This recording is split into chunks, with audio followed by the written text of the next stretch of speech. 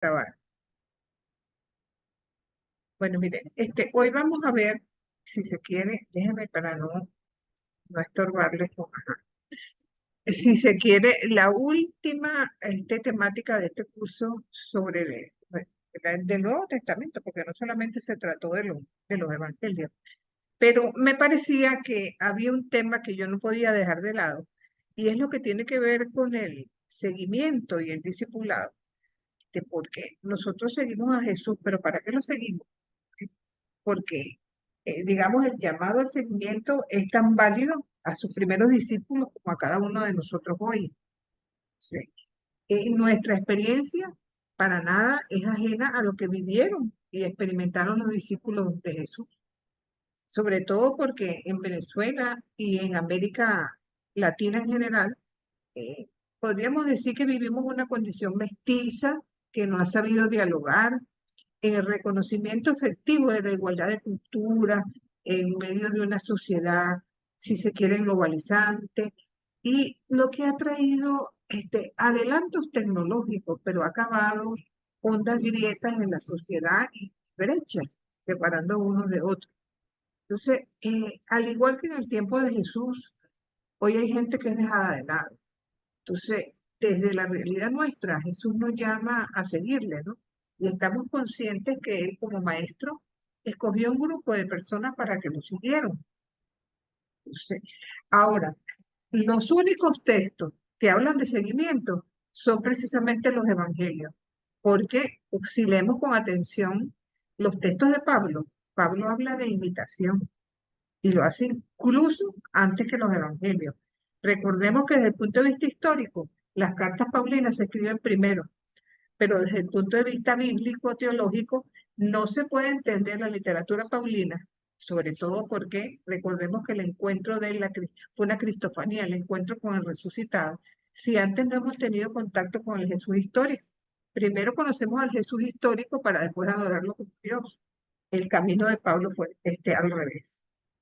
Entonces, ¿qué pasó con la tradición cristiana frente a todo esto, pues? Entonces, tendríamos que buscar esta terminología como prehistoria en el mundo griego, porque el mundo griego da mucha importancia a lo que es la imitación, entendida como mímesis. ¿Ok? Platón, por ejemplo, al hablar del mito de la creación, une la imitación al esquema cosmológico de arquetipo e imagen. En el mundo romano ocurre parecido porque muchos conceptos griegos son extrapolados a los romanos. Y tenemos escritores como Séneca del estoicismo o Marco Aurelio, que trabajan el esquema de imitación, percibiéndolo como semejante a cuando en Hechos 17 se dice que Pablo afirma que somos estirpe de Jesús, somos familia de él, por eso tenemos que imitarlo, pues. Y en el mundo de las relaciones mistéricas también, cuando dan su culto a los astros y a la naturaleza, también hablan de imitación más que de seguimiento. Pero resulta que en el mundo hebreo no existe el término seguimiento, pero sí expresiones verbales que lo indican, como marcha, camino. Así se dice que, por ejemplo, en Génesis 5:24 encontramos la expresión caminar con Dios, o en Génesis 17 caminar delante de Dios, así como es asumido por los patriarcas, ¿no? Por decirlo de alguna manera. Entonces, vamos que en el Deuteronomio se nos dice que debemos caminar por el camino de Dios, lo que implica, de cierta manera, obediencia a la ley. Pero los profetas ya nos hablan de caminar detrás de, o por el contrario, seguir. Entonces, estamos hablando de que ya se va percibiendo en el Antiguo Testamento la necesidad de un movimiento itinerante. Y es lo que expresa Jeremías cuando dice que el pueblo tiene que dejar de lado ese corazón de piedra. Entonces, el término imitación menos aparece en el Antiguo Testamento todavía, pero también puede vislumbrarse con la semántica. Cuando nosotros leemos un texto como Levítico 19:2, que dice, sean santos como yo, Señor, su Dios, soy santo. Entonces, palabras que nosotros vamos a encontrar repetidas en la Biblia a lo largo de muchos textos, especiales en el Código de Santidad, ¿verdad? Porque de alguna manera trata de resaltar que el motivo de la santidad del ser humano es la santidad de Dios mismo, ¿verdad? Entonces, probablemente los evangelistas toman todas estas nociones para hablar del seguimiento a Jesús y de alguna manera se nos va diciendo cómo fue esa comunidad de seguidores y cómo llamó Jesús a los primeros. Y vemos que en los sinópticos hay bastante semejanza en ese llamado. Por ejemplo, en Marcos, ese llamado se da en el primer capítulo, ya de una vez, luego del bautismo y las tentaciones, y está como anunciado en dos fases. Cuando dice, se ha cumplido el plazo, llega el reino de Dios, con el llamado por parte de Juan Bautista a convertirse, y después va la primera llamada. ¿A quién llama Jesús? A una serie de pescadores, cobradores, pastores, malos observantes de la ley, si se quiere, por parte de los judíos religiosos de la época. Y este Marco dice algo bien simpático. Y pasando, vio, ¿verdad? Y les dice, vengan detrás de mí, haciéndoles la promesa de que se van a volver pescadores de hombres. Pero hay un segundo planteamiento, en una segunda llamada, con Santiago y Juan, que estaban limpiando las redes y dejándolo todo, lo siguen. De alguna manera ese dejarlo todo implica romper con la genealogía. Y se trata de una respuesta que, bueno, mira, es básico considerar lo siguiente, en todos los llamados ocurre, quien hace la propuesta es Jesús, pero la respuesta viene por parte del elegido. Recordemos al joven rico, ¿verdad? Que, bueno, ya lo menciono ahí en la lámina también, que Jesús se entusiasmó con este personaje. Es un hombre que cumple con la ley, que trata de hacer el bien, y le dice, bueno, vende lo que tienes y vente conmigo, pues. Y el joven rico le dice, no, yo no puedo dejar todo lo que tengo. Entonces, imagino la tristeza de Jesús al ver un discípulo que posiblemente valía tanto y sin embargo no es capaz de dejar todo atrás para seguir a él. Entonces, de alguna manera vamos viendo cómo en la Biblia, cuando hay un determinado jefe, de algún modo hay un seguimiento hacia ese jefe, ¿verdad? Entonces, pero el camino que Jesús propone a quienes lo siguen es pertenecerle. Fíjense que al principio a los cristianos, antes de llamarlos cristianos, se les llamara seguidores del camino. Entonces, esto lo vamos a observar en Marcos, por cierto, que fue el evangelio de ayer, ¿no? En cambio, en Mateo, el contenido es semejante y hay como 3 grados de seguimiento. Primero, el conviértase, que ya está llegando el reino de Dios, que cada uno de ellos estaba echando las redes, ¿verdad? Y de alguna manera fueron capaces, al igual que en el caso de Marcos, de dejar todo y seguir. En Lucas cambia el esquema, porque en Lucas, como se da ya en el capítulo 5, bastante tardío, hay diferencias con respecto a Marcos y Mateo. Parece que Jesús ya conoce a Simón, él ya ha predicado en Galilea, se vale de la amistad o de conocimiento que tiene con Simón para pedirle la barca. Revela su potestad a estos amigos con la pesca milagrosa. Y se dice que Santiago y Juan eran socios de Simón y Andrés. Andrés no aparece en el texto, pero cuando Jesús habla, si se fijan en el capítulo 5 de Lucas, van a observar esto que estoy mencionando yo. La respuesta es en plural. Incluso Lucas es muy particular porque en vez de utilizar la palabra pescador, utiliza la palabra sogrón, que es cazador, capturador, por decirlo así, ¿no?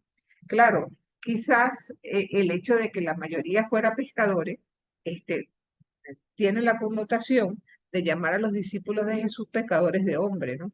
Y es lógico que de alguna manera sea la expresión que se usa porque es la más común, pero lo cierto es que Lucas usa la expresión cazador. Pescador es algo así como agreo, en cambio, cazador es zoo de vida y agreo, o sea, sogrón. De ahí es donde viene la expresión, pues. Entonces, en Juan es diferente completamente el llamado, porque de alguna manera pareciera que alguien se da cuenta que es el Señor y dice, ¡epa, ese es el Señor! Entonces, es un elemento novedoso lo que les acabo de decir de Lucas, ¿verdad? Porque de algún modo, ese de síganme y no teman, no es que no teman hoy, no teman hoy ni nunca si están conmigo. Ese es los primeros llamados que se hacen. Pero también hay un llamado bien particular, que es el llamado del Leví, porque debemos recordar que los recaudadores de impuestos están entre aquellos que son considerados pecadores por su oficio. Entonces, nuevamente Jesús toma la iniciativa, eso lo encontramos en el capítulo 2 de Marcos, y por supuesto, en su paralelo, sale al lago, predica, enseña a la gente, ¿verdad? Entonces, Jesús es un maestro itinerante. Entonces, en el caso de Leví, no se presenta la misma expresión anterior de vengan detrás de mí y los haré pescadores de hombres, no, sino que lo llama simplemente para seguirle. Él dice, ven y sígueme. Y él deja las monedas, él deja todo lo que estaba haciendo y va detrás de Jesús. Entonces, va escogiendo discípulos y los va escogiendo de dos en dos. Los cuatro primeros encabezan la lista. Después viene Leví, pero de alguna manera se van sumando seguidores ante la llamada de Jesús. Siempre va a ser iniciativa de Jesús, pero el seguimiento es iniciativa humana.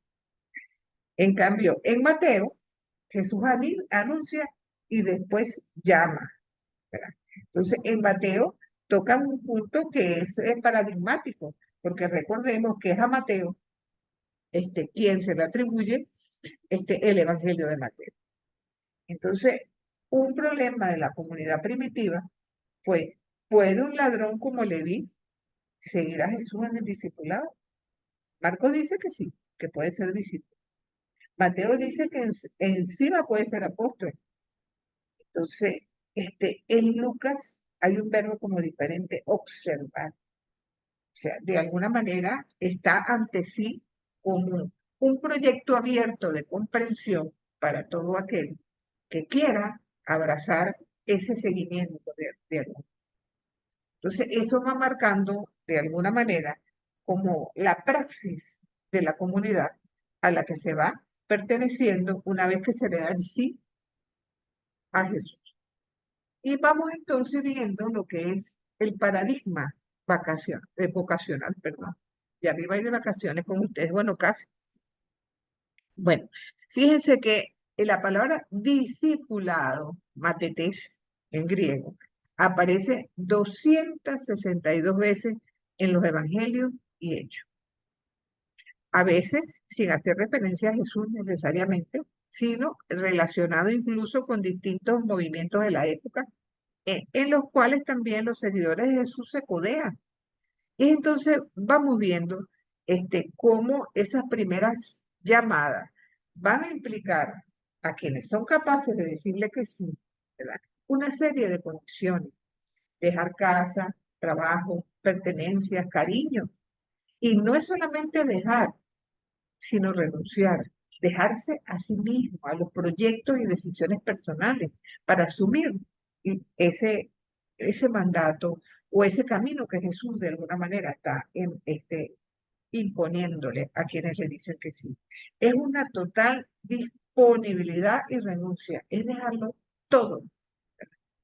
Ahora, Jesús no solamente llamó a los 12, los evangelios nos hablan también del envío de 72 discípulos. Eso está claro en los sinópticos. Entonces, un elemento indispensable, la condición de ser enviado se asocia al reino de Dios. Entonces, fíjense que es un anuncio en el cual Jesús les exige vestir lo indispensable, pedir hospedaje y alimentación. Mateo es hasta más categórico, dice que es solamente una túnica, sin calzado ni bastón, mientras que Marcos es un poquito más flexible con la vestimenta, por decirlo así. Es un recordatorio de que para anunciar el reino hay condiciones, y esa insistencia se da porque muchos personajes llevaban mucha ropa al viajar, y no se trata solamente de lo externo, sino la disposición a no cargarse lo indispensable. Y yo creo que por eso los evangelistas se expresan de esa forma. Otro detalle en el seguimiento es el radicalismo de ese seguimiento, porque si bien de forma explícita no está presente en Marcos, sí aparece dos veces en Mateo y Lucas, lo cual implica, ya lo hemos dicho en otras oportunidades, fuente. En Lucas se plantea incluso el problema de la comunidad de una casa. Para Jesús ser discípulo es ser itinerante, y se trata de encontrar en esta itinerancia dos elementos: seguir a Jesús, ¿verdad? Y recordar que siempre Jesús es el que toma la iniciativa. Entonces, esto implica evidentemente para muchos un problema familiar, porque ¿dónde queda el mandamiento de honrar padre y madre? Porque ellos dejan primero todo. Entonces, recordemos aquel texto evangélico donde le dice a aquel discípulo que primero tiene que ir a su casa. Jesús dice no. El seguimiento tiene que ser sin dilación para lograr el reino, aún por encima de la familia. Tiene que ver con el evangelio de hoy casualmente. Entonces, también hay que tomar en cuenta que Jesús no tiene casa, es verdad, pero nunca le faltó donde dormir. No tiene barca, pero siempre tuvo una que lo transportara. Así que nosotros diríamos, ¿realmente dejó todo? No, pero quizás Jesús fue capaz no de vivir en la indigencia absoluta, pero no dispuso de ningún bien como si fuera suyo, porque lo propio estaba o era estar al servicio de Dios. Otro detalle para Jesús es la necesidad de preferir un amor radical, porque fíjense que Jesús, a diferencia de los rabinos tradicionales, ¿verdad?, exigía una preferencia radical. Un rabino judío jamás hubiera permitido que un discípulo le lavara los pies, porque para eso estaban los esclavos. Pero Jesús no solamente hizo eso, fue más allá, lavó los pies a sus discípulos, exigiendo que ellos fueran capaces también de lavarse unos a otros. Entonces, por eso lo importante de estas lecturas que tienen que ver con el discipulado, ¿verdad? De algún modo van presentando a Jesús como siervo y como la expresión tomada de Daniel y de Isaías, ¿no? Y que de alguna manera están hablando de un personaje que es capaz de entregar su propia vida y muestra mucha continuidad con el Antiguo Testamento, pero también una ruptura, porque fue capaz de ir todavía más lejos. Entonces, dicho esto, vamos a encontrar en los evangelios como una serie de círculos de seguimiento, donde ese primer círculo está conformado por los 12. Junto con esos 12 hubo mujeres. Ya vamos a dedicar un poco al estudio de las mujeres. Los 72. Y finalmente el pueblo, un pueblo itinerante que le gustaba el mensaje de Jesús, lo seguía por los distintos pueblos, que esperaba de Jesús no solamente un mensaje diferente, sino que de paso esperaban milagros. Entonces, es un pueblo que en momentos ya quería hacer rey a Jesús, lo consideraban quizás el Mesías que esperaban, pero como la mayor parte de la mentalidad del pueblo estaba surcada en la esperanza de un Mesías que fuera davídico, que fuera capaz de acabar con los humanos. Y eso no fue precisamente lo que Jesús tenía pensado para sí. Entonces, por eso es que ese pueblo también, al final, se deja llevar, como todo pueblo, que se convence con facilidad en muchas ocasiones. Entonces, ese discipulado, ¿verdad?, escogido por Jesús, y que sabemos que arranca con la llamada a los 12 para que estuvieran con él y a su vez para ser enviados, se da entre ellos una comunión de vida y una convivencia, porque no es solamente compartir la enseñanza, sino también la cotidianidad de la vida. No solamente seguían a Jesús, vivían con Jesús, ¿verdad? Entonces, su punto de partida es la vida, porque Jesús le va enseñando cómo el más grande, ¿verdad?, es aquel que se pone al servicio de los demás. Entonces, de algún modo, Jesús una y otra vez, ellos queriendo tomar muchas veces partido a tratar de hacer lo mismo que Jesús, en más de una oportunidad le decían a Jesús: quisimos sanar a una persona, pero no fuimos capaces de hacerlo claro, porque a ustedes les faltó oración.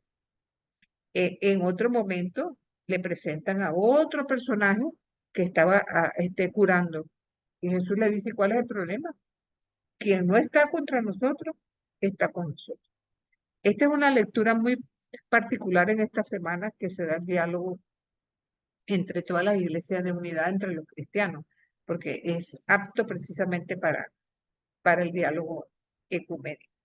Jesús se sirve de parábolas, ese es otro motivo de enseñanza, este, con ideas concretas acerca de la vida diaria, parábolas como las que la comentábamos la semana pasada, y donde Jesús va mostrando, por ejemplo, que él no sabe de matemáticas, porque para él es más importante uno que 99, ni sabe de economía, porque a pesar de que hay 9 moneditas guardadas, este, la mujer de Lucas 15 no descansa hasta que encuentra la que le falta.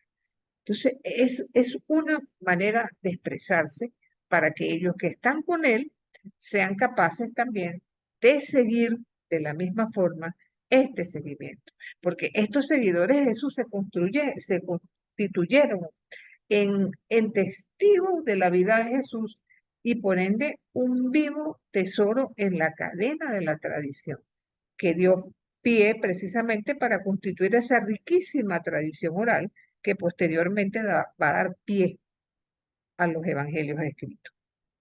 Pero el discipulado no es solamente teórico, también es existencial. ¿Por qué decimos esto? Porque ellos tienen que participar en el mismo destino del maestro, cosa que por supuesto ellos al comienzo no están nada preparados para eso. Cuando Jesús les habla de cruz, ellos quieren decir: no, Señor, no lo vamos a permitir. En boca de Pedro encontramos eso en Marcos 8:31.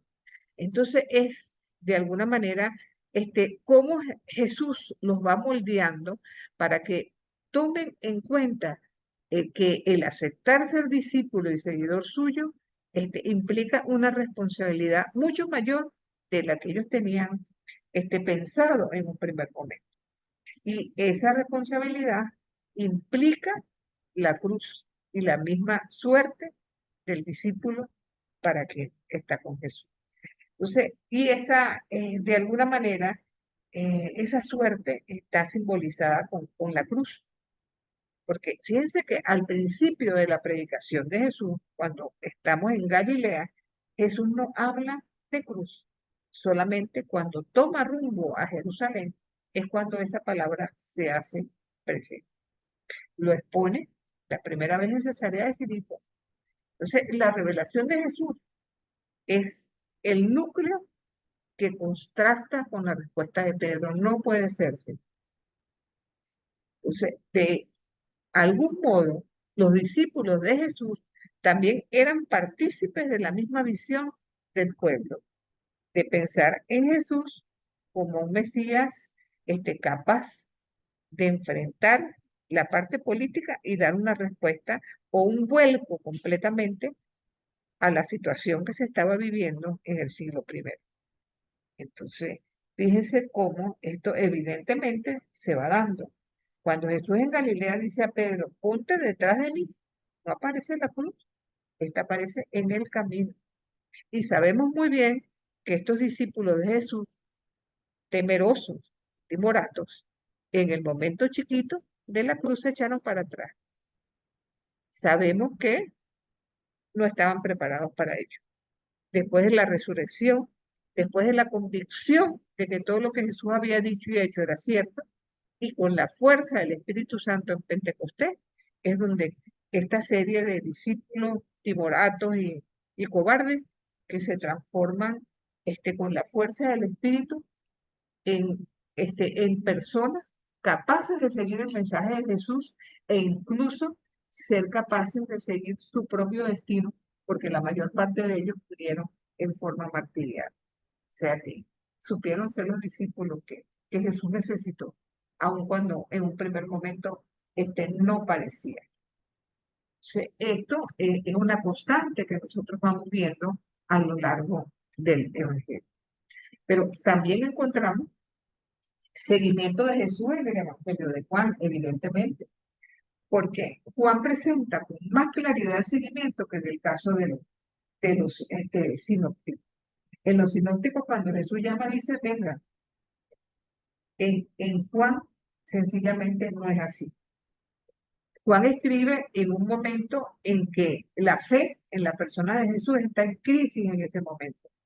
Entonces, a lo mejor también ese sea nuestro problema hoy día, que hemos perdido como la memoria, ¿no? Entonces, es vital la confesión de fe que nosotros encontramos en Juan. Hemos encontrado al Señor. La fe para Juan es realidad, es disyuntiva que decide, no es teórica, sino que requiere una decisión personal y un compromiso en obediencia y observar. Una invitación también por parte de Jesús que nos invita a la confianza cuando se queden solos. En todo momento, en el Evangelio de Juan, Jesús invita o insiste en la comunión de amor, en un estar, en un permanecer. Y eso es lo que va a hacer que ese discípulo pase de ser un siervo a ser un amigo. Entonces, la mentalidad de servicio nuestra es que aquella de que dice, yo te doy, tú me pagas. Sin embargo, la mentalidad de servicio que los evangelios nos muestran es una mentalidad completamente diferente. Para Juan ser discípulo es estar preparado a recibir la revelación de Jesús y seguir ese camino de iluminación en una constante conversión. Entonces, y las personas, ¿verdad?, que están con Jesús son como ovejas. Quisiera pensar que nosotros también lo somos, a las que el pastor llama, las guía, las hace seguir. Y sobre todo, para nosotros es una interpelación. ¿Qué tanto estamos dispuestos a ser pastores y dar la vida por nosotros? Recordemos que en los evangelios el pan es comido, no se queda sobre la mesa. Y esto es importante tomarlo en cuenta también. Para Juan, el llamado tiene que ver con esa semilla que cae en el terreno, con el ser capaz de compartir la suerte de, fíjense que en Juan, al igual que en los sinópticos, Pedro tiene lo suyo. Pedro rechaza el lavatorio de los pies, él no quiere dejarse lavar los pies con el Señor. Y de alguna manera, la respuesta de Jesús lo deja como quien dice, como diríamos nosotros en el sitio, ¿verdad? Le dice, a donde yo voy, tú no me puedes seguir. ¿Por qué, Señor? Yo daría la vida por ti. Tú me seguirás, le dice Jesús. Pero no ahora. Tú no estás preparado todavía para eso.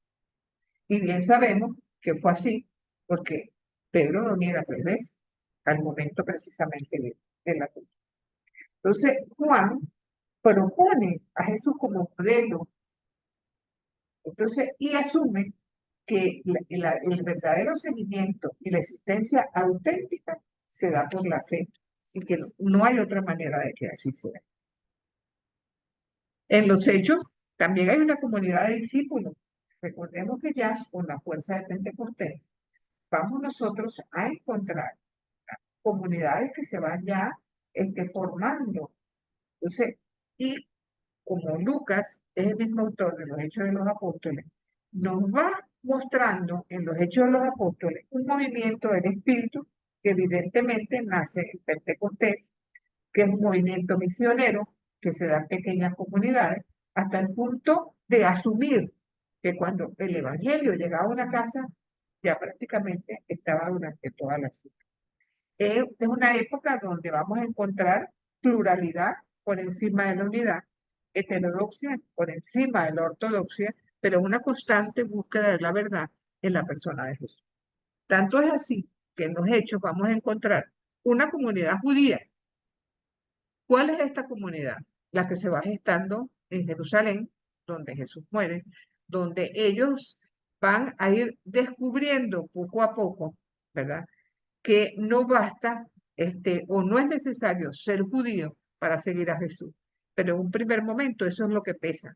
Todo aquel que quiera seguir a Jesús tiene que ser previamente judío para después convertirse en cristiano. Sabemos que el primer congreso de la iglesia de Jerusalén, que está en los Hechos 15, fue mostrando un poco la necesidad de unidad por encima de cualquier diferencia.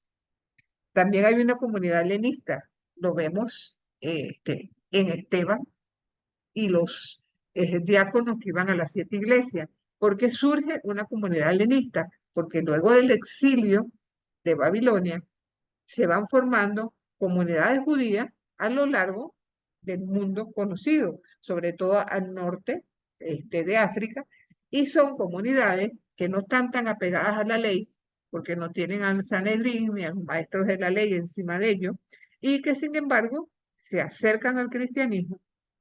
Vamos a encontrar también una comunidad samaritana representada en el Evangelio de Juan, precisamente por la mujer samaritana del capítulo 4, y que habla de un grupo que era rechazado por el judaísmo tradicional y del cual también muchas conversiones y seguimientos de Jesús salieron precisamente a partir de allí.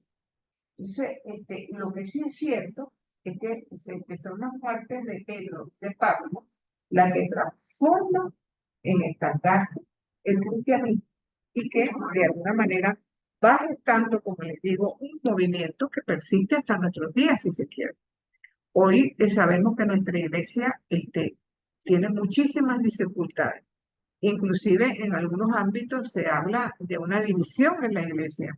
Ojalá que no lleguemos a eso, sino más bien buscar la unidad no solamente con el mundo cristiano en general, sino nosotros como católicos también. Entonces, lo que sí es cierto es comentar que en la raíz del cristianismo se dieron comunidades diversas, entonces, empujadas por el Espíritu Santo, cuya misión fue la conversión de muchos misioneros para que a su vez fueran formando iglesias. La misión, de alguna manera, tiene especificidad de su ámbito porque es Dios mismo en la propia situación histórica que los discípulos van viviendo. Entonces, en los hechos, por ende, se va mostrando la dimensión no solamente personal, sino también comunitaria de la fe. Entonces, sabemos que fue así, pues, y que de algún modo apoyarse o apoyarnos en nuestra época en nuevas preguntas para tratar de interpretar esta, vamos a decir, esta génesis de nuestra iglesia, para traer, si se quiere, una ortopraxis de nuestros días y descubrir de qué manera Dios se revela en nuestra época y de qué manera nos está llamando al seguimiento y para qué. Entonces, a manera de resumen, ¿verdad? Yo completé este pequeño cuadro que tiene que ver un poco con el seguimiento de Jesús en Juan y los sinópticos. ¿Okay? Tenemos que estar claro que en los sinópticos los elementos de la vocación comprenden ver, Jesús ve, llama, a quien llama abandona y lo sigue. En cambio, la narración del llamado de Juan pasa por escuchar, encontrar, seguir, habitar, ver. Entonces, en los sinópticos las llamadas no tienen preámbulo. Jesús es bautizado en el Jordán por Juan Bautista y van precedidas en Juan por el contexto del testigo. No hay relato de bautismo como tal. En los sinópticos, las llamadas directas, Jesús les dice, síganme, y los discípulos son personas específicas. En cambio, en Juan, la llamada puede tener mediaciones. Jesús ya no les dice síganme sino que quieren. Para Juan, todos son elegidos como discípulos para la salvación. Entonces, los sinópticos hablan de que el llamado se da en Galilea, mientras que Juan en Judea. Para los sinópticos, seguimiento es igual que discipulado. Y el seguimiento puede ser físico o puede ser espiritual. Pero para Juan, si no es espiritual, no es seguimiento. Entonces, es importante porque vamos viendo que a pesar de que el seguimiento es para todos, los evangelistas van como resaltando lo que a su juicio les parece más interesante para destacar. Entonces, en los sinópticos, la confesión de fe es de Pedro. En Juan, cuando también hay una confesión de Pedro, en el capítulo 6, vamos a encontrar también una confesión de fe por parte de Marta al momento de la resucitación de su hermano Lázaro. Entonces, en la última cena para los sinópticos, Jesús es identificado con el pan. En cambio, en la última cena de Juan, es con el servicio, representado en el lavatorio de los pies. Entonces, para los sinópticos, el discípulo tiene que proclamar el querigma. En cambio, para Juan, lo importante es ser testigo. Entonces, para los sinópticos, el seguimiento es llamada, es hacia el Jesús histórico en disponibilidad, abnegación y libertad. Pero para Juan, el seguimiento es promesa y se identifica con la vinculación del creyente con Cristo. Y esto es lógico porque al momento que Juan se escribe, muchos años después que los sinópticos se escribieron, ya la convicción de que Jesús es el Cristo ya está más clara para las comunidades cristianas. Entonces es evidente el nexo y la vinculación ya directamente con esa identificación que se da a Jesús con el Cristo. Entonces, dicho esto, yo quería detenerme un poco en lo que es el llamado específico a las mujeres, que ha sido, si se quiere, poco, se ha hablado poco acerca de eso y no se le ha dado el peso que a mi juicio tiene. Pero quisiera darles la palabra si quieren hacer otro comentario acerca de esto antes de meternos con las mujeres.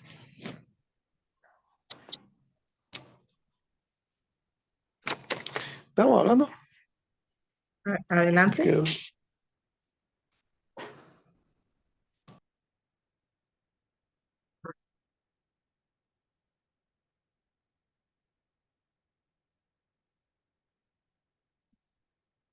Nadie le quiere hacer algún comentario, no, sobre esta primera parte, ni ninguna pregunta. ¿Están muy calladitos hoy?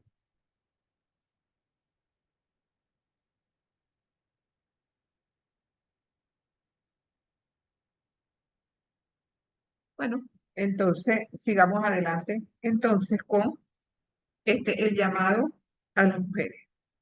Y yo quisiera hacer aquí como un pequeño preámbulo, ¿no? Acerca de cómo nosotros hablamos precisamente de esa presencia de mujeres en los evangelios y en los hechos, porque en los hechos también están presentes.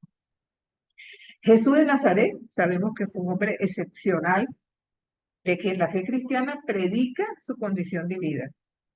Pero entonces, siendo hombre, también tuvo sus limitaciones y también tuvo sus sentimientos.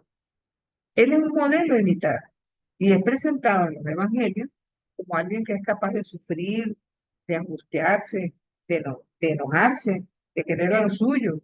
Y en este último aspecto, yo creo que a lo largo de la historia, su figura ha sido manipulada con visiones aberrantes donde falta el amor, como que si a Jesús lo pone a rodearse de mujeres en su vida terrena, entonces es como que si Jesús perdiera algo con ello, ¿no?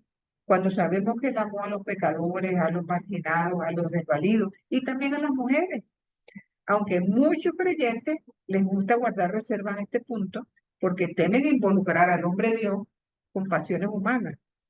Y debemos recordar que todo ser humano es erótico por esencia. Lo que no debemos confundir es el erotismo con la genitalidad, porque no necesariamente van de la mano. Entonces, el cristianismo actual a la hora de alimentar un ideal de perfección. Sigue aferrado a la separación de los sexos, como que si eso fuera el patrón de vida de Jesús. Si bien es cierto que el espíritu evangélico exige renuncia a quienes quieren compartir la entrega generosa del mandato divino, no es menos cierto que el egoísmo humano llega al colmo de tenerle miedo a la. Jesús rompió con todo tipo de tabúes en su trato con la mujer. No olvidemos que él vivió en un marco social helenístico donde todo varón daba gracias por ser hombre y no bestia, ser hombre y no mujer, ser griego y no bárbaro.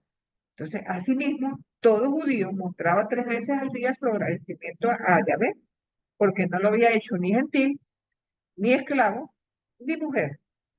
Entonces, y para muchos era como muy común la expresión de que a la mujer no se le podía enseñar la Torá, de que ser mujer era vivir sometida al varón. Y Jesús, de alguna manera, tiene un acercamiento tal a las mujeres con quienes compartió y se sintió comprendido. Por eso, si parte de lo que estoy diciendo ha hecho que se hagan tantas elucubraciones con Jesús y María Magdalena, por ejemplo, y se han dado tantas películas tan aberrantes que tratan de poner a Jesús en una posición que nosotros como católicos rechazamos completamente, pero en parte es por ese desconocimiento, esa manera de esconder el trato con Jesús.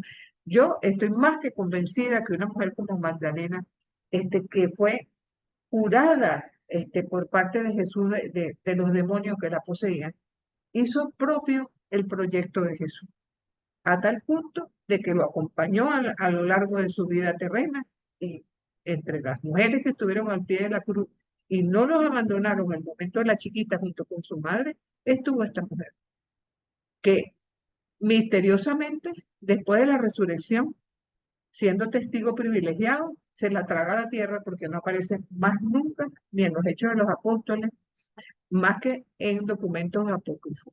Y eso no deja de llamar la atención, ¿verdad? Entonces, nos damos cuenta que ese amor hecho entrega por parte de Jesús lleva consigo precisamente ese acercamiento a las mujeres. Ahora, yo quisiera que tomaran ustedes el Evangelio de Lucas, el capítulo 8, los versículos del 1 al 3. Si bien yo creo que eso ya lo hemos leído en una ocasión, como estamos hablando concretamente de las mujeres, me parece conveniente que lo leamos este momento. ¿El capítulo 8 o el 7? No, el 8, versículos 1 al 3.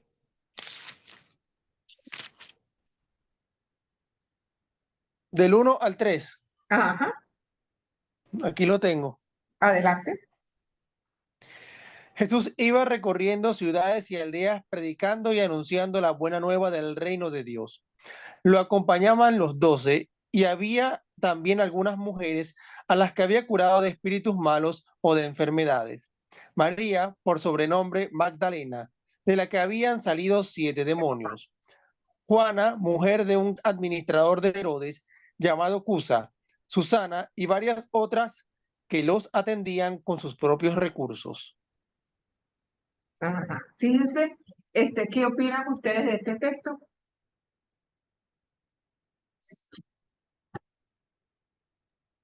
Bueno, profesora, yo sí le Adelante. voy a decir, a mí me llamaba mucho la atención porque yo al principio me puse a ver una serie en Netflix que se llama Los Elegidos, The Chosen. Ajá, ajá. Y yo la empecé a ver con un ojo crítico. Claro, llegó un momento que ya me pareció como muy cuentera.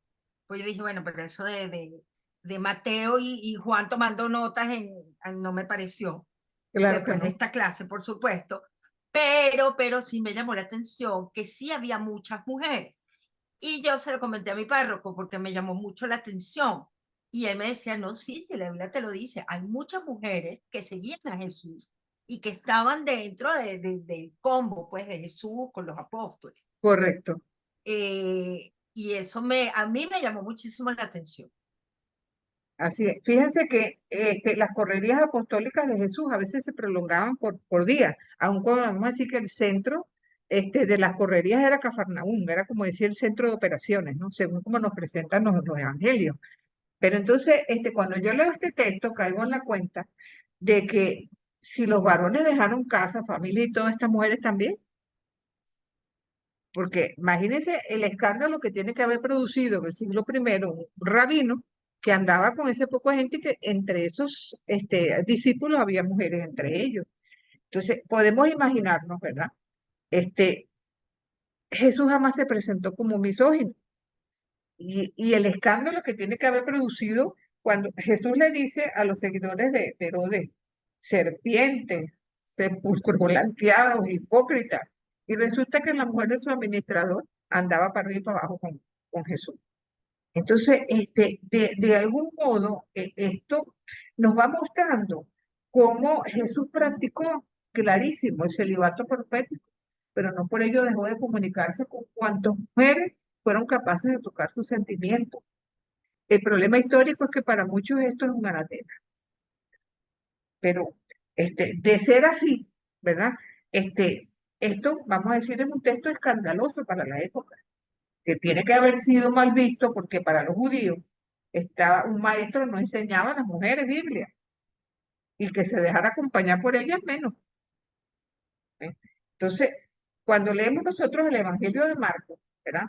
Vemos que Jesús solamente aparece rodeado de varones, parece que nunca hubo mujeres allí, pero al final me gustaría que leyéramos Marcos 15, 40, 41, a ver qué dice. Cuando Jesús se haya clavado en la cruz, ¿verdad? Al morir, ¿qué dice Marcos acerca de las mujeres?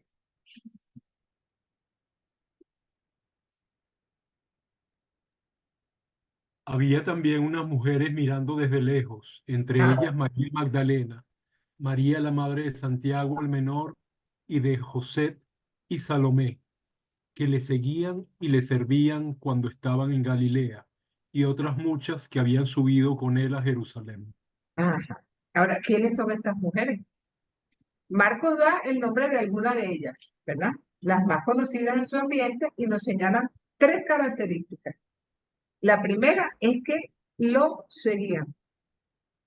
El verbo seguir es un verbo especial que los evangelios suelen reservar a los discípulos de Jesús. Cuando Jesús llamó a Pedro y a Andrés, dice que ellos lo siguieron. Cuando llamó a Santiago y Juan, también. Cuando llamó a Leví, o al hombre rico, sígueme. Entonces, según Marcos, una de las condiciones que Jesús había puesto a los discípulos era que lo siguieran. Fíjense que cuando, si nosotros leemos es algo tan fundamental, por decir así, que Juan encontró por el camino un hombre muy bueno, creyente, que hacía milagros, pero no fue considerado discípulo. Eso lo vamos a encontrar en Marcos 9:38. ¿Por qué no fue considerado discípulo? Porque no seguía a Jesús. Y cuando los 12 quisieron recordarle a Jesús que ellos eran verdaderos discípulos, le dijeron, que se lo encontramos en el 10:28 de Marcos también, nosotros te hemos seguido, pero no es un seguimiento simbólico, como cuando tú dices, bueno, yo sigo a tal autor, para decir simplemente que hay una adhesión a las ideas. De Jesús pedía un seguimiento físico, literal, por los lugares y pueblos donde él iba predicando. Esa era la principal diferencia entre Jesús y los maestros de su época, ¿verdad? Los maestros tradicionales judíos se reunían en un edificio o centro de estudio, enseñaban la ley y después los mandaban de vuelta a su casa. Entonces, el plan de estudio que les ofrecían duraba X número de tiempo, X cantidad de tiempo. En cambio, Jesús había hecho algo novedoso. No los convocaba a ninguna escuela, no los ofrecía un curso fijo. Sencillamente los invitaba a experimentar en su propia vida la buena noticia que él predicaba. Y para eso los llevaba a todas partes. Ahora, si Marcos dice que aquellas mujeres que estaban al pie de la cruz seguían a Jesús, es porque formaban parte de ese movimiento itinerante de discípulos que estaba con Jesús. Ahora, cuando dice que ellas servían, ¿qué significa servir? Porque normalmente pensamos que hacía el trabajo de mujeres, ¿verdad? Es decir, cocinar, servir la mesa, lavar los platos, coser la ropa.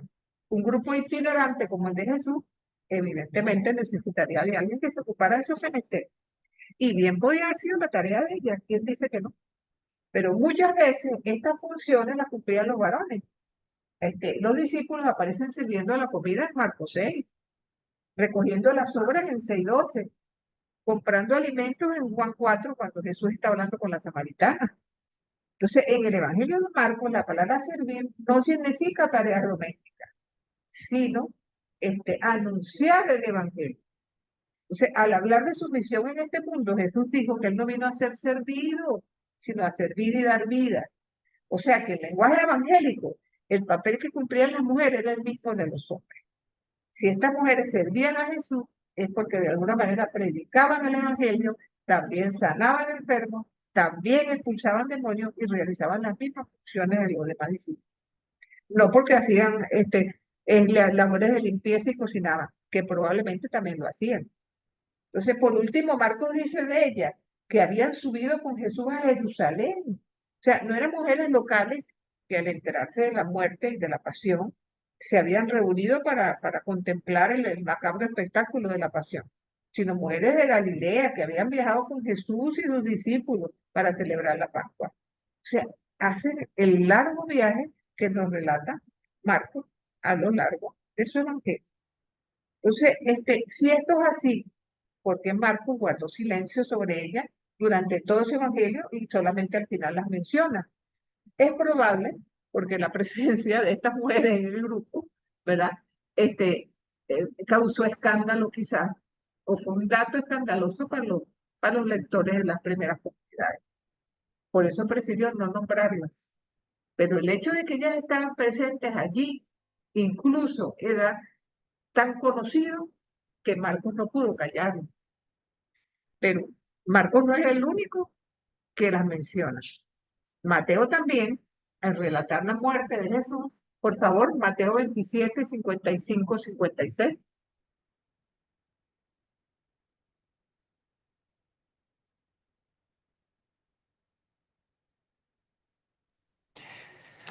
También estaban allí observando todo algunas mujeres que desde Galilea habían seguido a Jesús para servirlo. Entre ellas estaban María Magdalena, María, madre de Santiago y de José, y la madre de los Zebedeo. Ajá. Fíjense que Mateo, al igual que Marcos, da algunos nombres, solamente cambia la tercera mujer. Mientras Marcos cita a Salomé, Mateo habla de la madre de los Zebedeo, ¿verdad? Que es la madre de Santiago y Juan. Posiblemente Mateo lo hace porque no sabía quién era Salomé. En cambio, sí sabía quién era la madre de los Zebedeo, porque estuvo siguiendo a Jesús durante toda su vida. Es más, es mencionada en una escena en Mateo 20, cuando le pide a Jesús que le dé el puesto a la derecha y a la izquierda a sus muchachitos. Y Jesús le dice, no, eso no es potestad mía, sino del Padre. Entonces, también Lucas menciona a las mujeres discípulas al final de la vida de Jesús. Pero este autor nos depara la sorpresa que ya comentamos en el capítulo 8, ¿no? Y hizo lo que ningún evangelista se le ocurrió hacer antes, la menciona como acompañantes de Jesús durante la vida pública.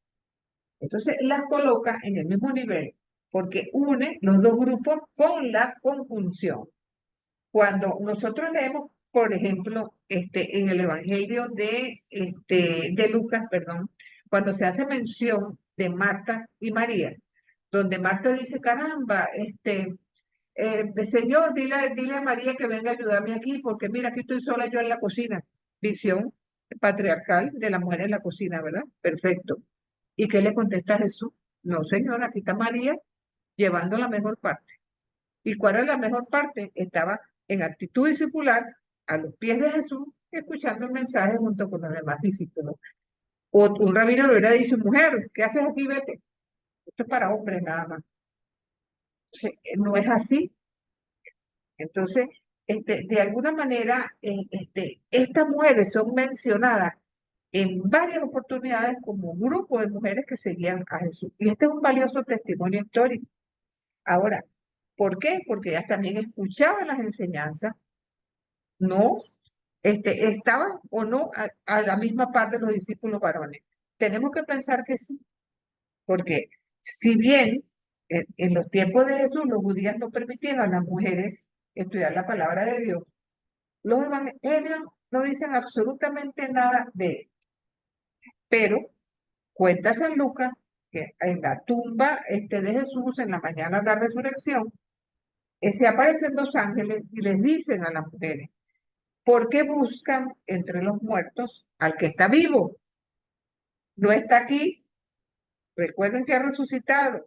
Recuerden cómo les habló cuando todavía estaba en Galilea, que era necesario que el Hijo del Hombre fuera entregado. Eso lo encontramos en Lucas 24, 5 al 8, si lo quiere leer alguno de ustedes. Cuando estaban todavía en Galilea, se está recordando, de alguna manera, ¿verdad?, que la presencia de estas mujeres fue del comienzo al final. Entonces, dice Lucas, ¿verdad?, ellas recordaron estas palabras. ¿Lo tienes allí, Jesús? Sí, sí lo tengo yo, José. Ah, José, Como, adelante, José. como ellas temiesen e inclinasen el rostro a tierra, le dijeron, ¿por qué buscas entre los muertos al que está vivo? No está aquí, ha resucitado. Recuerdan cómo les habló cuando estaba todavía en Galilea diciendo, es necesario que el Hijo del Hombre sea entregado en manos de los pecadores y sea crucificado, y al tercer día resucite. Y Ajá, ellas recordaron sus palabras. correcto. Entonces, esto da a entender, y fíjense que es en pequeñas frases de los evangelistas donde se van soltando estas expresiones que yo creo que no se les ha dado peso a lo largo de la historia, porque siempre con la concepción de que Jesús no llamó que más que a hombres a su seguimiento, sí es verdad que los 12 son el prototipo de los apóstoles, pero la palabra apóstol en griego es enviado, y enviado es todo aquel que seguía a Jesús. De hecho, los 72 fueron enviados, ¿no? Pero también recuerden que ese 12 de la nueva alianza tiene mucho que ver también con los 12 de la antigua alianza, como en el Nuevo Testamento se calca un poco lo que es el modelo del Antiguo Testamento en cuanto a la definición del pueblo de Dios. Entonces, esto para las mujeres presentó o vino a representar algo importantísimo, porque recordemos que los hombres, por la circuncisión, formaban parte del pueblo de Dios, en tanto que las mujeres solamente eran útiles al pueblo en la medida que daban hijos, y las que no daban hijos eran vistas como ciudadanas de segunda categoría, que no eran capaces, que tenían el vientre muerto, por decirlo así, y generalmente alejadas de los problemas sociales y excluidas de la vida pública. La función de las mujeres se reducía al cuidado de la casa y de los hijos. Por eso no deja de sorprender la osadía del maestro de Nazaret, que sabiendo que ellas por el bautismo entraban a formar parte de una comunidad en la que no estaban excluidas para nada. Entonces, ya de por sí la gente criticaba a Jesús diciendo que era un comelón y un borracho, amigo de pecadores, de prostitutas, le decían loco, endemoniado. O sea, bastaba saber cuántas cosas más decían acerca de Jesús, ¿verdad? Entonces, adelante, José. No, yo lo que pienso es que Jesús fue una víctima de su tiempo, como todos lo somos en un momento determinado de la de nosotros, ¿no? Jesús era abierto a todos porque él había llegado para todos. El pueblo judío solamente había llegado Dios para Israel. Yo creo que nosotros los cristianos y los católicos hemos extendido la religión muchísimo y mucho más y mejor que lo que inicialmente los judíos pudieron hacerlo. Ellos creían que eran el pueblo elegido y que no había que transferir tampoco la información. Y así como llegó para todos, llegó para todas. O sea, no había distingo. Y eso, por supuesto, afectaba a todo el mundo. O sea, qué extraño este hombre tratando a las mujeres de esta manera. ¿Ok? Por eso es por eso es que es muy difícil conseguir que un Jesús así haya sido misógino, ¿no? Nunca en la vida. Lo que pasa es que ellos venían de una forma de existir que era la natural del momento. Entonces, bueno, Jesús llegó para todos y como llegó para todos, el Evangelio también lo es. Claro. Lo que pasa es que, mira, eso que tú dices es así, es extraordinario, pero todavía no siguen habiendo exclusiones en nuestra.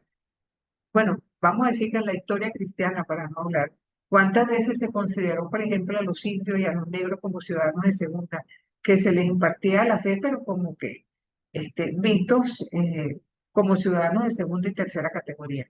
Entonces, hoy en día se siguen haciendo exclusiones, Si no, no tendría sentido que se dedique la tercera semana de enero para pedir en oración por la unidad de los cristianos, porque seguimos formando parcelas y dejando de lado gente que nosotros consideramos que Bueno, no que es como ladilla, nosotros, porque de verdad que ladilla. Ese que no tiene es que como ser vos nosotras. el clérigo de Adelante, aquí, pero... adelante. Perdón, Laura, perdón, profesora, sí, yo quería Laurita, ¿no? O María, hacer ajá, ajá. no, yo quería sí hacer un comentario. Era con respecto a lo que estaba diciendo José, de que Jesús era, o sea, de involucrar a las mujeres, pienso que también era como un revolucionario en ese sentido y quería de alguna manera dejar como que algún precepto con respecto a cómo tratar a las mujeres o cómo involucrar a las mujeres de alguna u otra manera. La escena de Jesús cuando le pide agua a la samaritana y esa conversación que tiene con la samaritana es una cosa increíble, pues, o sea, era como que eso no era permitido en ese tiempo y yo creo que en eso Jesús era un total revolucionario, pues, Claro. de involucrar a la mujer lo más posible. Sí, sí, de hecho los discípulos se quedaron locos cuando llegaron, vieron a Jesús hablando con esa mujer y discutiendo de teología, porque ciertamente eso no era la costumbre de la época. ¿Cuál es el problema con esto? Esto fue muy vivo durante la primera generación cristiana, donde las mujeres participaron en forma muy activa en la evangelización y en la extensión del cristianismo y la formación de comunidades. Pero ¿qué pasa? Al ir desapareciendo los testigos oculares y esta primera generación que vivió con Jesús y que compartió con esto, poco a poco se fue metiendo en el sentir de la gente las costumbres que traían de antes, ya las enseñanzas de Jesús fueron quedando de lado y las mujeres volvieron a seguir siendo relegadas a un segundo plano. Hay testimonios de mujeres celebrando no voy a decir que la Eucaristía, porque, pero sí el compartir el pan. Y también se fue dando poco a poco la exclusión, ya para el siglo segundo, allá cuando habían ya comunidades bien formadas, porque recuerden que en un principio ni siquiera había sacerdocio. Es hasta la época de Irineo, hacia el 180, que empiezan a verse roles ya estipulados, hablando de presbítero, de episcopo, y de diácono, pero si ustedes leen con atención el capítulo 16 de la carta a los romanos, van a encontrarse con una sorpresa, porque ahí se menciona que Pablo está saludando a 26 personajes, de los cuales 10 son mujeres, y bueno, y con algunos epítetos que escandalizan. Estaba Febe en el primer versículo, se le llama diácono. Diácono en griego es unisex, por decirlo así. Tanto una mujer como un hombre tenía que ser llamado diácono, porque no hay diaconisa, como solemos hablar ahora en griego. Y entonces vemos que esta mujer era diaconisa o diácono de Cencrea, y es mencionada como protectora, como amiga. Y uno dice que las primeras ordenaciones de diácono la mencionaban a ella, que la fuerza del Espíritu Santo te acompañe, así como fue en el caso de Febe. O cuando habla de Junia, Pablo le llama apóstol, un título que solamente está expresado para los 12. Y hay autores como Loffin, no sé si han tenido la oportunidad de leer, sobre todo él escribe mucho sobre Juan, dice que si Pablo se expresa de esa forma, es porque ella, al igual que él, tuvo una cristofanía, tuvo un encuentro con el resucitado, que si no, Pablo no lo hubiera llamado nunca de esa forma. Entonces, miren, uno se va dando cuenta, leyendo los evangelios con atención, como la desaparición del papel importantísimo que jugaron las mujeres en los primeros momentos, eclipsó ya para el segundo o tercer siglo, hasta que prácticamente terminó por desaparecer. Y podríamos decir que ya las costumbres judías penetraron pues a las comunidades cristianas y empezaron a hacerse las cosas como antaño, olvidando esta primera comunidad en la que mujeres y hombres participaron por igual en todo este proceso ¿cómo se llama? De llenarse de Dios, de esa palabra y del reino para poder compartirlo con otros. Entonces, es así un poco la situación que se presenta, ¿no? En las manos de Jesús, en el grupo de Jesús, en la escuela de Jesús, todos somos valiosos e importantes y de paso necesarios, ¿verdad? Entonces, basta nosotros con preguntarnos, ¿verdad? ¿Cómo esto sigue llamándole la atención todavía a mucha gente que se extrañan de que se hagan comentarios de este tipo, que no lo estamos inventando, ojo, ¿no? Estamos leyendo la palabra. Entonces, fíjense, y es allí donde el acercamiento de Jesús. Adelante, Eduardo. Ay, disculpe que la interrumpa, profe. No, no, adelante, adelante, No, mi niño. es que me vino a la mente cuando Jesús es ungido por una mujer.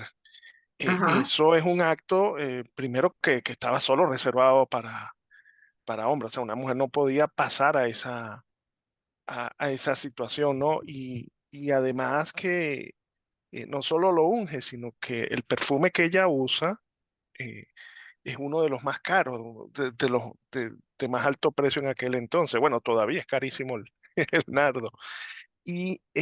Pero ella lo hace.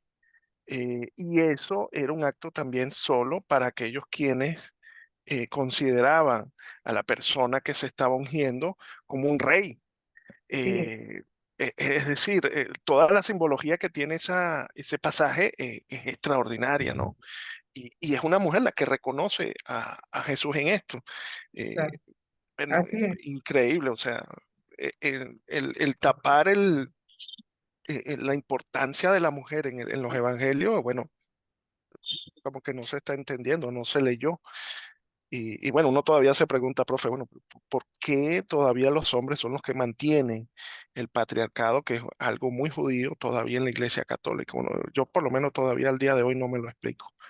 Entiendo que hay muchas cosas, pero bueno, Son parte razones de... históricas, son Sí, razones sí, sí. históricas. Sí, tengo entendido que Juan Pablo II, el Papa Juan Pablo II, mandó a un grupo, a una comisión, por decirlo así, que estudiaran si bíblicamente una mujer podía o no ser sacerdote, que buscaran los argumentos bíblicos. Entonces, parece que al final, después de buscar y buscar, dijeron que bíblicamente no había ningún impedimento para que una mujer no pudiera ser igualmente sacerdote. Y entonces se preguntó, pero ¿qué dice la tradición? Que solamente los hombres. Ah, bueno, dejémoslo así por el momento. Y eso eclipsó de ese modo. Estoy segura que ni siquiera con todo lo que el Papa Francisco ha tratado de implementar como novedad dentro de la iglesia, eso se dé en este momento. Pero yo creo que está abriendo la puerta para que en un futuro también las mujeres pudieran acceder al sacerdocio si esa es su vocación. Claro, acceder no porque sean mujeres y reivindicar derechos que se les negaron. Acceder sí que tienen la vocación para ello, evidentemente, que esa sería la condición. Entonces, pero probablemente eso no lo veremos nosotros todavía. Es interesante que Eduardo ha hecho acotación precisamente del texto que tengo yo señalado ahí de primero, el de Lucas 7, 36, 50.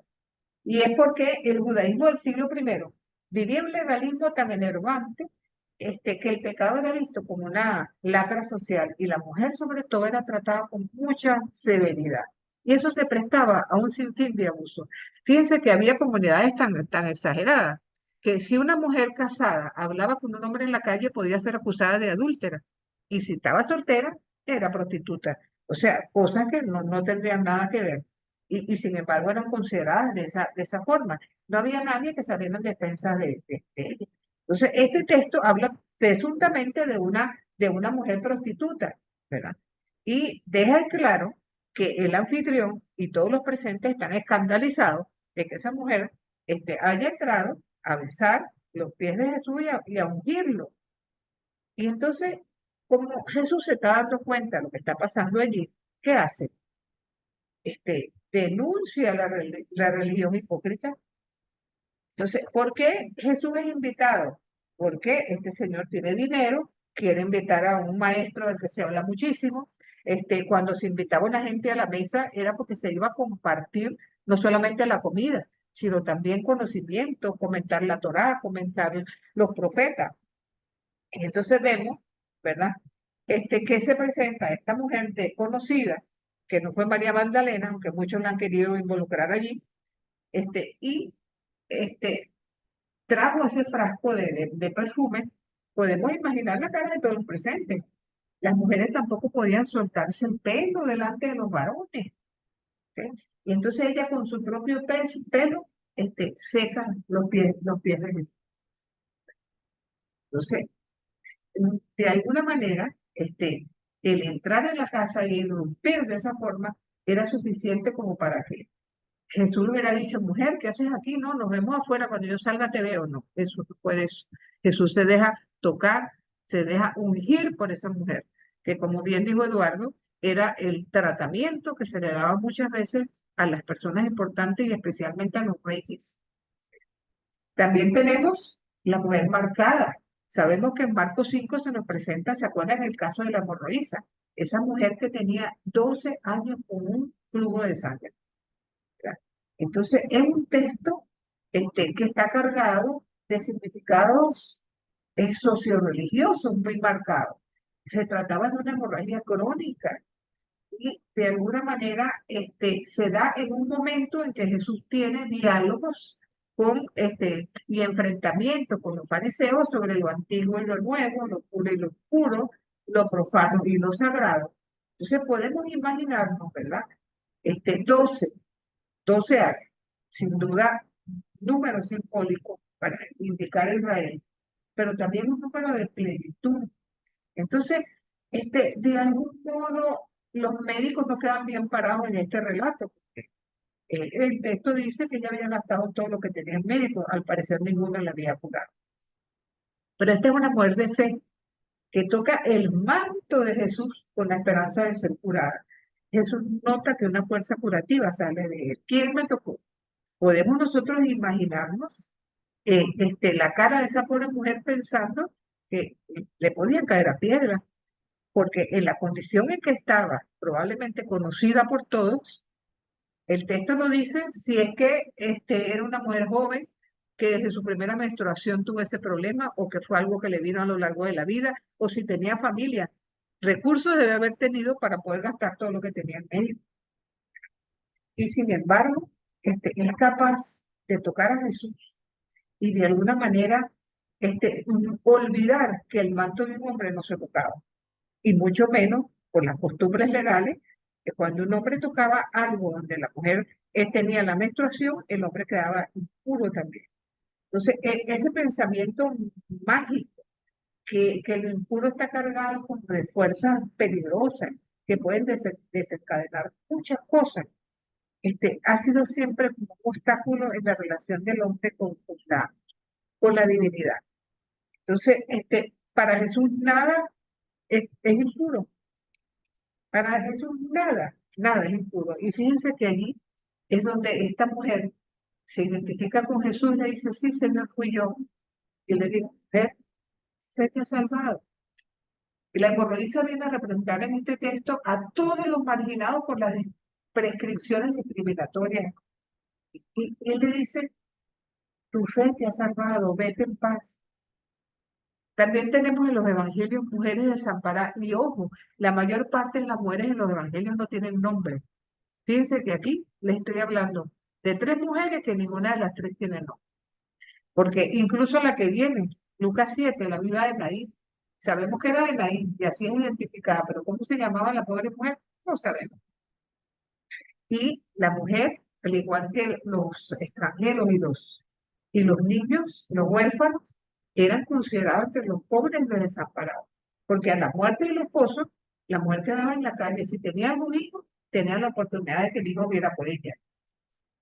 Si tenía bienes, esos bienes iban a parar al templo. Y el templo era quien administraba los bienes de la viuda. Esta mujer encima es golpeada en 2 oportunidades. Primero se le muere el marido y después se le viene a morir el hijo, su único hijo. ¿Qué podía hacer? Prácticamente quería morirse con el hijo. Y Jesús, viéndola, es un caso que fíjense que ella no se acerca a pedirle a Jesús. Es el que toma nuevamente la iniciativa y le dice, no llores, Y le dice, joven, levántate. Y con toda la autoridad de Dios mismo que tiene sobre la muerte, esto se convierte en una realidad. También vamos a encontrar, evidentemente, la mujer madre por excelencia, que jugó un papel decisivo en la vida de Jesús. El cofre, el vientre bendito en el que Jesús estuvo con ella durante 9 meses y a lo largo de la vida.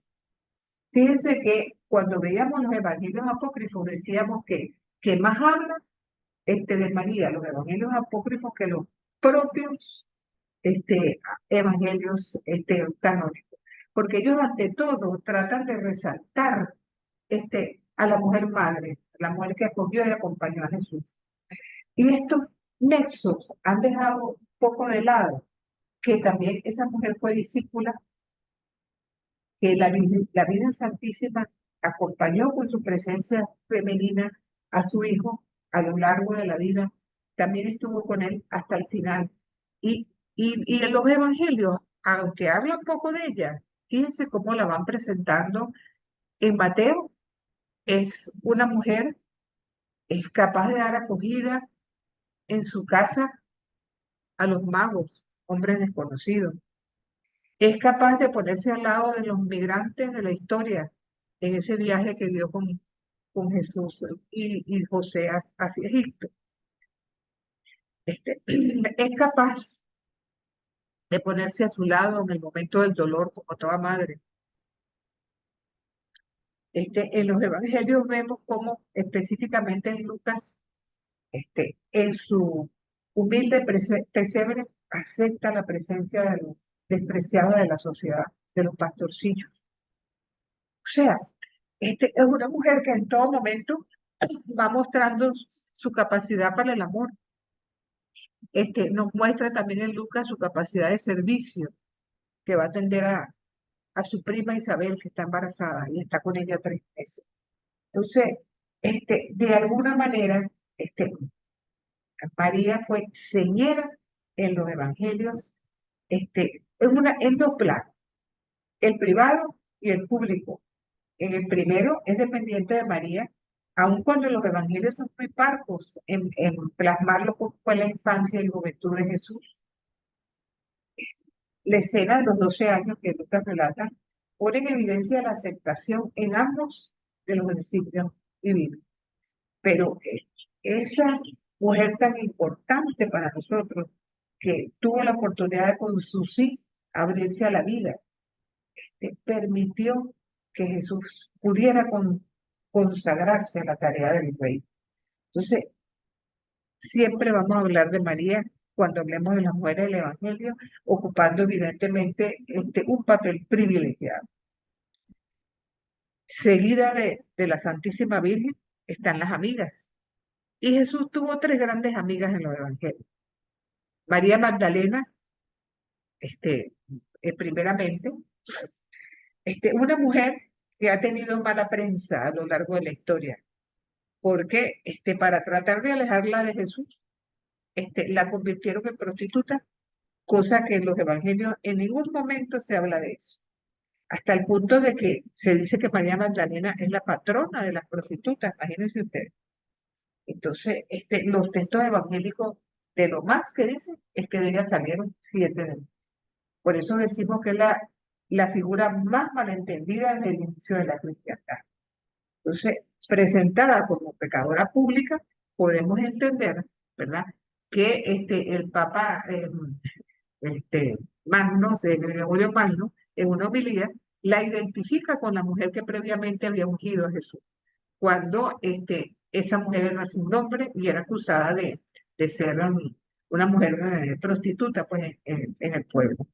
Entonces, es presentada siempre en las pinturas como una especie de pornografía beata, una mujer que se convirtió y dejó de ser pecadora con la mano ante el encuentro con Jesús. Sabemos que no es así. Lo que sí sabemos es que ella, siendo insigne discípula de Jesús, lo acompañó junto a su madre en los momentos difíciles en que los discípulos varones le dieron la espalda. Y quizás por eso sea el testigo privilegiado de la resurrección, como fue escogida precisamente por Jesús para ello. La interlocutora preferente de Cristo resucitado, hermana de Jesús, discípula predilecta, compañera del Salvador. Eso fue María Magdalena. Fíjense que el Papa Juan Pablo II, el Santo Padre, en la encíclica Mulieris Dignitatis, dice que ella es la apóstol de los apóstoles. Y es probable que con lo que mencionábamos antes, ¿no? La patriarcalización y clericalización y jerarquización del cristianismo, María Magdalena haya sido relegada al olvido y presentada como la penitente, que verdaderamente, si bien que Jesús expulsó 7 demonios de ella, es presentada siempre como una pecadora arrepentida. Entonces, sí se sabe que fue la discípula fuerte, proclamadora de la resurrección, y no una pecadora pública arrepentida. Las otras amigas de Jesús fueron las hermanas de Betania. Todo parece indicar que Jesús tenía mucha amistad con los 3 hermanos. Es más, hay autores pues que aseguran que probablemente cuando se habla en el Evangelio de Juan del discípulo amado, una de las tesis que se barajan es que ese posible discípulo sea precisamente Lázaro, por el nexo tan grande que tenía con esta familia. Fíjense que María, ellas aparecen en el texto de Lucas, una en labores del hogar y otra como discípula escuchando la palabra de Dios. En Juan se invierten los roles y es Marta quien hace esa bellísima declaración ante Jesús como resurrección y vida. Y realmente son comunidades a las que Jesús, cuando Jesús quería escapar de Jerusalén, que estaba cerquita Betania, como a 1 kilómetro de Jerusalén, Jesús se iba para allá. Y fíjense que es bien significativo, porque Betania, Bet en hebreo es casa, y Aní tiene que ver con los pobres. Entonces podría ser que simbólicamente Betania quiera decir casa de acogida, casa de amor para todo el que lo necesite. Y ese fue el papel que representaron estas 2 discípulas amadas de Jesús, al igual que su hermano Lázaro. Entonces, sabemos que para ellas, incluso el Evangelio de Juan presenta a María como la mujer que unge la cabeza de Jesús en la cena previa a la última cena con los discípulos en Betania. Entonces, podemos entender de una u otra forma que el encuentro de Jesús con estas mujeres fue un encuentro muy enriquecedor, tanto para Jesús como para las propias mujeres que tuvieron la bendición de poder estar en contacto con él. Entonces, sabemos que no podemos extrapolar muchas cosas al presente, sobre todo si tomamos en cuenta que el cristianismo, en el transcurso de los siglos, fue presentando las 2 opciones femeninas, o la santidad, representada en nuestra Santísima Madre, y las mujeres, vamos a decir, las mujeres alejadas del bien, las mujeres tentadoras, tipo Eva, que de alguna manera enredaban a los pobres hombres en el camino de la sexualidad. Entonces, toda esta serie de conceptos de alguna manera hablan de situaciones que nosotros no podemos corregir a lo largo del Evangelio. Sabemos que Jesús renunció a tener una pareja por su compromiso con el rey. Donde Jesús se hubiera casado, hubiera tenido una mujer, esto los evangelios lo hubieran dicho. Con esto salgo al paso a todas aquellas películas y corrientes que quieren poner una pareja al lado de Jesús. Esto es completamente absurdo. Hubiera sido algo, aparte de normal, porque un rabino del siglo I, si se hubiera casado, no hubiera sido ningún motivo de escándalo. Eso no hubiera podido ocultarse. Entonces, eso sí, eso no quiere decir que Jesús no haya renunciado a explotar sus sentimientos y afectos Yo no dudo que más de una oportunidad cualquiera de estas discípulas haya sido el hombre donde Jesús apoyó para descansar. Entonces, no podemos presentar a Jesús como modelo a imitar si por supuesto los deshumanizamos, porque el creer que no puede haber amistad entre los sexos, que no puede haber más que traumas si presentamos a Jesús al lado de mujeres que compartieron con él esos mismos sentimientos del reino, estamos entonces releyendo en la vida de Jesús, en mi opinión, de una manera equivocada.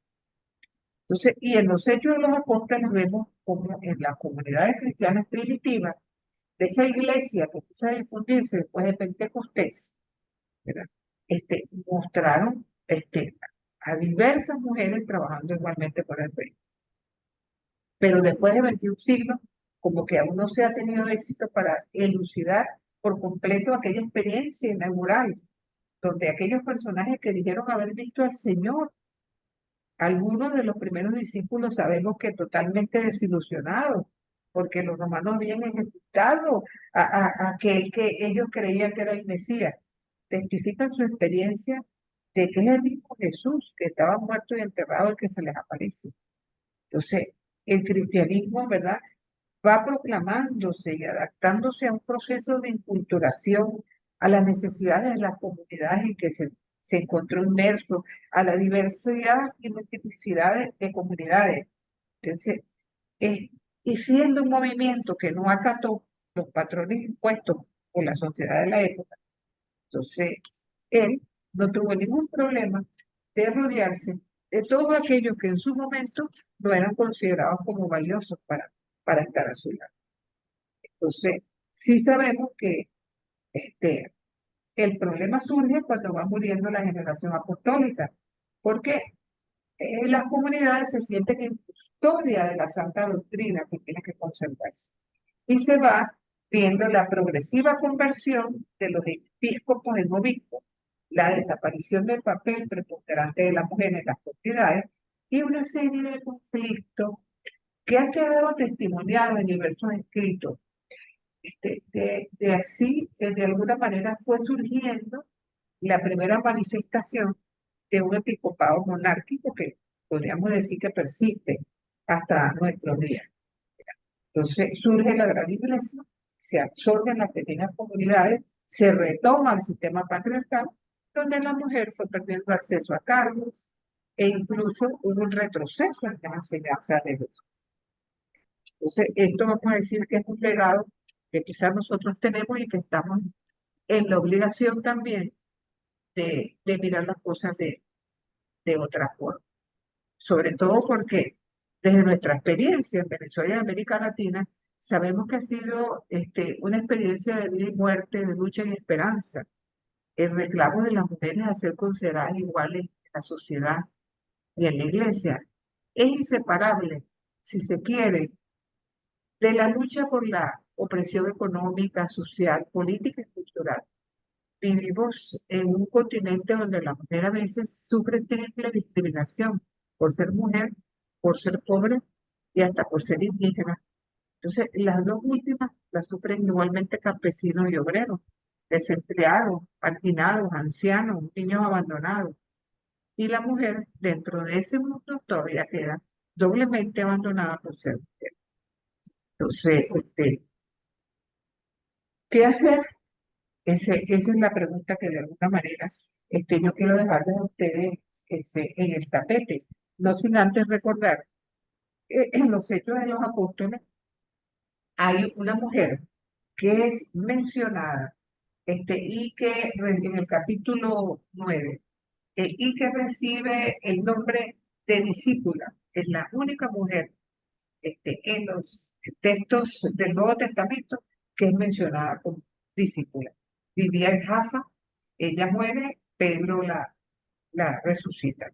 Esto de discípula es lo que se llama teológicamente como un ápax, un texto que aparece una sola vez en el texto bíblico. Tenemos también a otra mujer, Lidia, capítulo 16 de los Hechos, una prosélita que vive en Filipo y que tenía un grupo de mujeres que se iban a la orilla del río a comentar la palabra. Allí la descubre Pablo, y se convierte su casa en una iglesia doméstica, y la misión de Pablo en Filipos tuvo tal éxito y fue gracias a la presencia de esta mujer que fue incluida en la tarea evangelizadora por parte de Pablo. Entonces, no dejemos de lado tampoco la importancia de las comunidades caseras, porque es precisamente en el hogar donde se gestan las primeras enseñanzas de los niños en cuanto a las primeras oraciones, la primera mención de quién es Jesús. Y yo creo que ese papel lo seguimos, vamos a decir, las mujeres seguimos haciendo presencia desde este punto de vista, de alguna manera, como amiga de Jesús, porque nosotros tenemos o queremos seguir siendo amigas de Jesús en este siglo XXI. Y como discípulos, seguir trabajando por el reino de acuerdo a la forma y el llamado en que Jesús nos ha, si se quiere, convocado a esta tarea.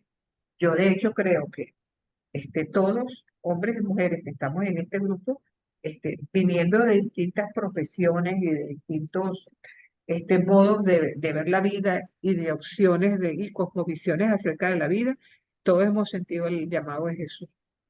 Y en ese sentido, ese llamado ¿a qué? ¿Para qué? Es algo que cada uno de nosotros debe responder. Yo creo que todavía debemos ver quién es Jesús para ti, quién es Jesús para cada uno de nosotros. Ese es el llamado, creo yo, a responder. Dicho esto, les recuerdo que hoy es la última clase, que ya con esto nosotros terminamos la materia y que tienen 2 semanas para que me entreguen el trabajo final quienes no lo han hecho. Yo antes quisiera también darles la palabra, pero quiero agradecerles que me hayan permitido acompañarles durante este semestre.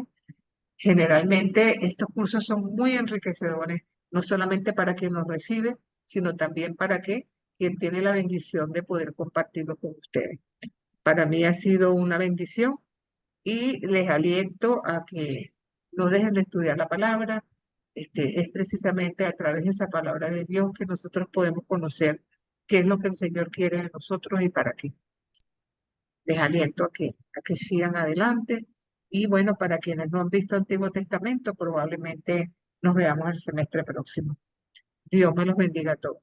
Les cedo la palabra si alguien quiere hacer algún comentario de lo citado o alguna pregunta.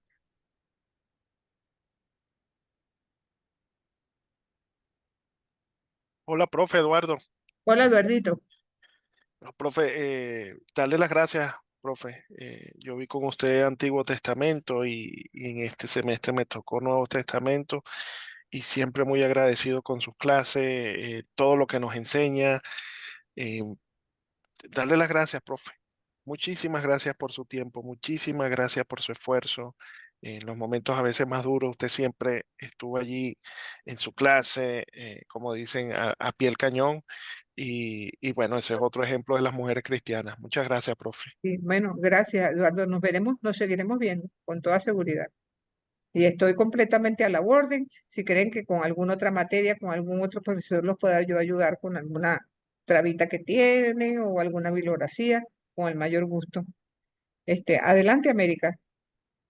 Bueno, buenas tardes para todos.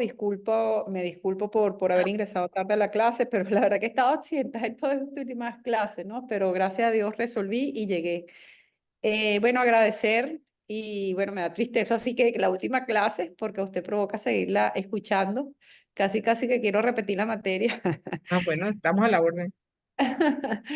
Pero la verdad que es sumamente agradecida porque ha hecho que uno le agarre gusto a profundizar en las Sagradas Escrituras, a ponernos en el contexto posiblemente de lo que uno nunca hizo para entender qué nos quiere, qué nos revela allí esa escritura. Es el conocimiento, yo creo que de la historia de toda la humanidad, de dónde venimos, dónde estamos. Nos da también una idea de lo complejo que somos los seres humanos desde la creación, A veces pareciera, hablamos de tanta modernidad y de tanta evolución, pero cuando uno, la última parte que pude escuchar muy bien de las mujeres, pues bueno, seguimos igualito, ¿no? Pero es eso, el ser humano nos cuesta mucho las cosas, pero afortunadamente, pues, y ahora que vimos el Nuevo Testamento en Jesús, esa revelación, yo creo que, bueno, es el mejor testimonio de vida que podemos tener todos los cristianos para, bueno, llevar una vida distinta y que esa vida distinta pueda trascender. Así que muchísimas gracias, la verdad que, bueno, valoro mucho su tiempo y ha sido un placer, pues, escucharla, conocerla e insisto, me gustaría seguirla escuchando. La Amén. verdad Bueno, que claro, súper agradecida. yo siempre tengo un semestre de Nuevo Testamento y uno de Nuevo. Ustedes me avisan con tiempo y yo las incluyo. Bueno, mire, es tarea de todos, trabajemos por el reino y Sí. aquí estamos para eso. Le agradezcamos a Liter la oportunidad que Profe, nos da. Adelante. bueno, nada, también como mis compañeros me sumo para mí, realmente toda esta materia, la mayoría de las cosas, pues es totalmente más allá de lo que uno ha leído, de lo que uno escucha en misa, pero para mí ha sido una delicia, profe, de verdad, estas clases los martes, bueno, me abrió un mundo y bueno, si el semestre que viene da Antiguo El Testamento, antiguo, pues sí. estoy anotadísima allí. Ah, bueno, chévere, te espero. Te espero con el mayor gusto y bueno, yo creo que este es el camino que todos de alguna manera emprendimos y gracias a Dios, el ITER también nos ha dado esa oportunidad, ¿no? De que cada quien de nosotros desde nuestra realidad podamos también entonces hacer un camino diferente, ¿no? Dando testimonio de nuestra fe en este mundo tan difícil como se nos presenta a veces, ¿no? Pero bueno, aquí Así estamos es. para ayudarnos mutuamente unos a otros. Adelante, Jesús. No, bueno, profe, decirle que muchas gracias por todo el esfuerzo que hace, porque incluso hasta, como dijo Eduardo, hasta en los momentos más complicados de su propia vida, no ha dejado de estar allí, no ha dejado de así sea grabar las clases, y eso se agradece mucho porque de verdad que es una vocación que uno siente y uno la vive, pues, y uno sabe que enseñar a veces no es fácil, porque para poder enseñar tocó aprender primero y cuesta mucho.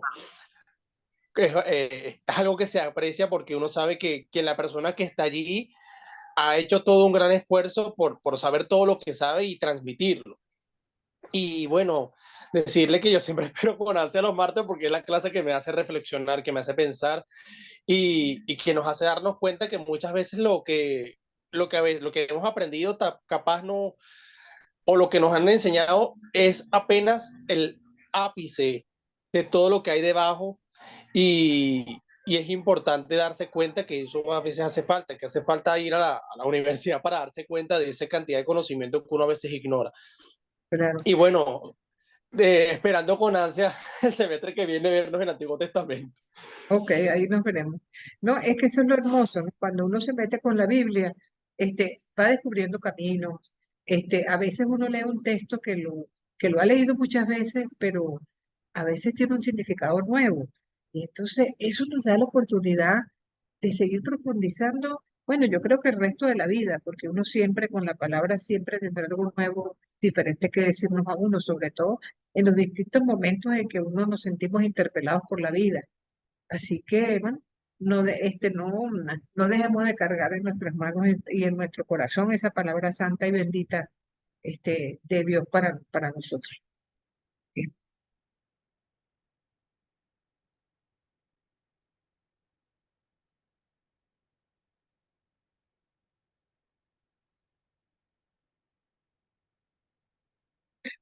Bueno, mi gente bella, recuerden que probablemente cuando este semestre termine, el padre Néstor elimina el chat, pero yo no les elimino de mis contactos, así que estoy completamente a la orden cuando y consideren que necesitan algo de mi parte o que les puedo servir en algo, en base a lo que hemos compartido hoy acerca del servicio.